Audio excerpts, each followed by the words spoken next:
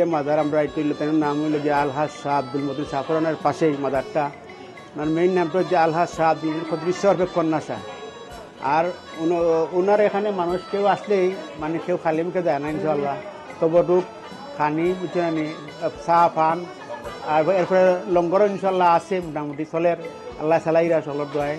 আর আল্লাহ মানুষ আইরা সারাদিন সাবরান জিরাত হয়ে যায় এখানে আসেন মানুষ বক্ত ময়দান যারাই আসে একটু চেষ্টা করি একটু তারা তবরুক খাওয়াইবার সবসময় মানে সবাই আমরা নিয়োজিত আছি আর কামির কাছে মতে আছি আর কি।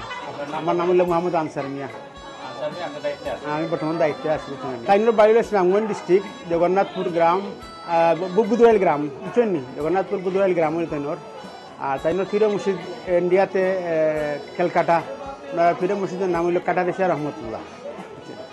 আর উনি সংগ্রামপুরে এই বাড়িটা তাই নিজে বানাইছেন ইয়া বুঝছেন তাইনোর নিজেরা তোর এই বাড়িটা বানাই তাই বিদায়ের 13 বছর আগে তাই আমি মাজারটা তাই তৈরি করি এখানে গেছে বুঝছেন। আর আজকেও আল্লাহ সালাই রাই কোনো পূজা নাই এখানে খাওয়া নাই আর এখানে মানুষই দেয় মানুষই খায়।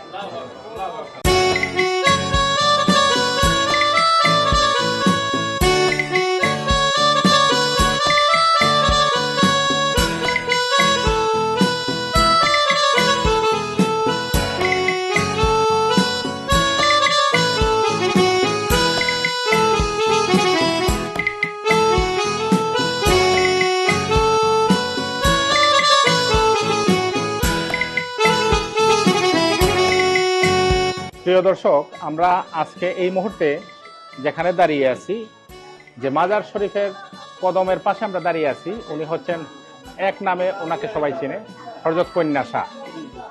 হযরতে শাহ পরান রহমতুল্লাহ আলাইহির পাশেই ওনার মাজার শরীফ অবস্থিত এবং ওনার নাম হচ্ছে হযরত শাহ আব্দুল মতিন, হযরত শাহ কদ্রিস রহমতুল্লাহ আলাইহি এবং ওনার ছদ্মবেশী নাম হচ্ছে কন্যা শাহ। ছদ্মবেশী নাম হচ্ছে উনি কন্যা শাহ। ওনার জীবদ্দশায় উনি অনেকবার মোরারবন্দ দরবার শরীফে গেছেন এবং আমার পিতা হযরত সৈয়দ সাইদ আহমদ চিশতি রহমতুল্লাহ আলাইহির সাথে ওনার অনেকবার সাক্ষাৎ হয়েছে। আমি তখন ছোট ওনাকে আমি দেখেছি, আমি অনেক ছোট ছিলাম, উনি দেখেছি। উনি ঠিক কন্যা শাহ যে বলে ঠিক কন্যার মতনই একটু ঘুমটা দিয়ে থাকতেন এবং এই দরবারে এখানে ওই মাজার শরীফের জায়গা উনি নিজের হাতেই করছেন এবং এখানে ওনাকে শায়িত করা হয়েছে। এই দরবারটা বর্তমানে পরিচালনা করতেছেন আমার প্রিয় ভাই মোহাম্মদ আনসার মিয়া ভাই।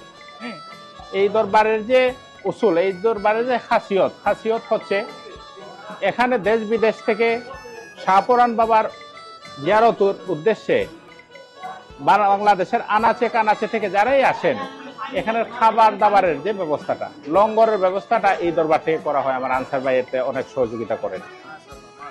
ইনশাল্লাহ প্রতিদিন আমি দেখতে পাচ্ছি নিজের চোখে হাজার হাজার মানুষ খাইতেছে। আল্লাহ পাক এই ধরনের সিলসিলা যাতে জারি রাখেন, সবাই বলে আমিন। এই সিলেটের মাটিতে অনেক ইতিহাস লুকিয়ে আছে, এই সিলেটের মাটিতে অনেক মাহাত্ম্য লুকিয়ে আছে। আমরা আউলিয়া কেরামের জীবনী পর্যালোচনার মাধ্যমে এগুলো আস্তে আস্তে জানতে পারবো এবং বুঝতে পারার তৌফিক আল্লাহ পাক এনায়েত করে দিন এই মোনাজাত মহান রাব্বুল আলামিনের দরবারে, আমিন।